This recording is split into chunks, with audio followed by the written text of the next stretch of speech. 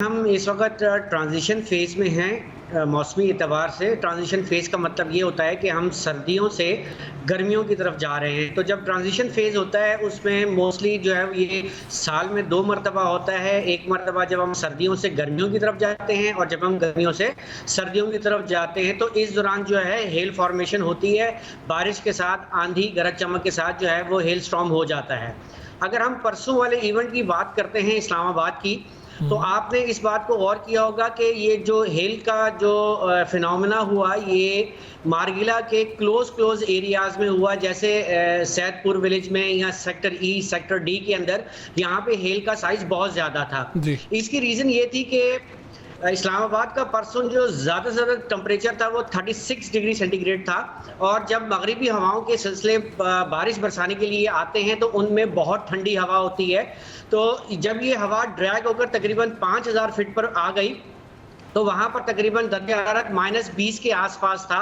तो इतना जो कंट्रास्ट डेवलप हुआ -20 से 36 तक, तो इस दौरान जो हवा नीचे से अप ड्रिफ्ट हुई और जाके क्लाउड के अंदर इसने जब सर्कुलेशन की तो हेल का साइज बड़ा बना।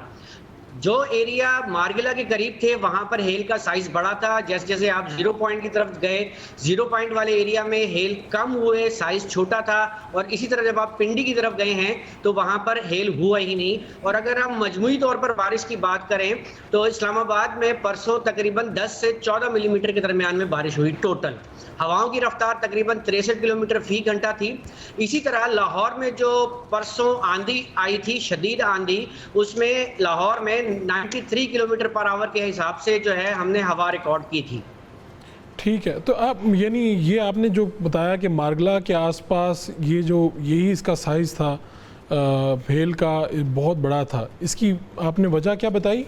इसकी वजह टेम्परेचर कंट्रास्ट था। यानी कि आप यूं समझ देख लें कि 36 डिग्री सेंटीग्रेड इस्लामाबाद का टेम्परेचर होता है, और ऊपर से जब ठंडी हवाएं आती हैं तो 10,000 फीट के आसपास वहां टेम्परेचर -20 था। तो जब इतना ज़्यादा कंट्रास्ट डेवलप होता है, तो जब नीचे से गर्म हवाएं उठकर बादलों में जाती हैं तो वो वहां पे क्योंकि बहुत ज़्यादा ठंड होती है, ठंडक होती है, -20 टेम्परेचर होता है, तो जो बुखारात नीचे से ऊपर जाते हैं वो फौरन फ्रीज हो जाते हैं, जम जाते हैं, और उसकी वजह से हेल बनता है। तो क्या इसका कोई ये मुमकिन है कि ये इस तरह से आइंदा ना हो, क्योंकि देखा कि लोगों के तो नुकसानात बहुत हुए वहाँ पे? देखिए जी, आप देख रहे हैं कि हमारे मुल्क के टेम्परेचर जो हैं जैसे क्लाइमेट चेंज के इम्पैक्ट में बढ़ते जा रहे हैं, और इस वक्त हमारा अप्रैल का जो टेम्परेचर है वो भी पाकिस्तान का एवरेज से तकरीबन 3 डिग्री ज़्यादा चल रहा है। तो ये जो गर्मी हो रही है ये आने वाले दिनों में इस किस्म के इवेंट्स का पेश खैमा हो सकती है। अच्छा, आप ठीक है, तो ये आप कह रहे हैं कि जो पूरी दुनिया में जो चेंजेस आ रही हैं, मौसमाती तब्दीलियाँ, उन्हीं का आप कह सकते हैं नतीजा है? जी बिल्कुल। तो ये जो अलर्ट्स जारी हुई कि इस दफ़ा आपने जिस तरह पहले भी बात की कि गर्मी जो है वो परसेंटेज ज़्यादा है, और अभी ये प्रेडिक्शन भी आई, फिर कहा गया कि हीट वेव भी हो सकती है, यहाँ पर नोटिफिकेशन भी जारी किए जा सकते हैं।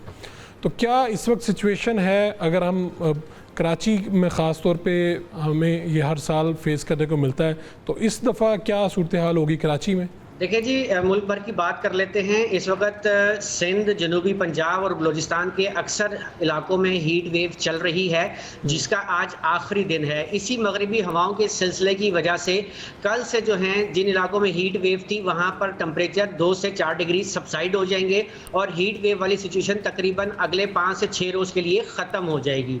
अब हम कराची की बात करते हैं, तो कराची में आने वाले इतवार के रोज से बुध के रोज तक जो है वो हीट वेव का अलर्ट दिया गया है। इस दौरान कराची में दर्जे हरारत 40 को क्रॉस कर जाएगा और समुद्री हवाएं कट ऑफ हो जाएंगी।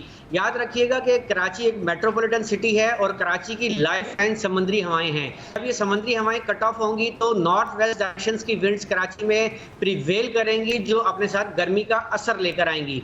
ताहम यहाँ पर एक बात और अच्छी आप कह सकते हैं कि इस दौरान नमी का तनासुब जो है वो कम रहेगा, लिहाजा जो फील्स लाइक टेम्परेचर है वो रियल के आसपास ही रहेगा। ठीक है। और अगर हम बात करते हैं बाकी मुल्क की, तो जब ये सिलसिला 22 तारीख को मुल्क से रुखसत हो जाएगा, उसके बाद फिर एक अगले सिलसिले के आने तक एक गैप है 8 से 10 रोज का। तो इस दौरान जो सिंध के मैदानी इलाके हैं या पंजाब के मैदानी वस्ती और जनूबी इलाके, साउथ केपी इलाकों में दोबारा जो है गर्मी बढ़ना शुरू हो जाएगी।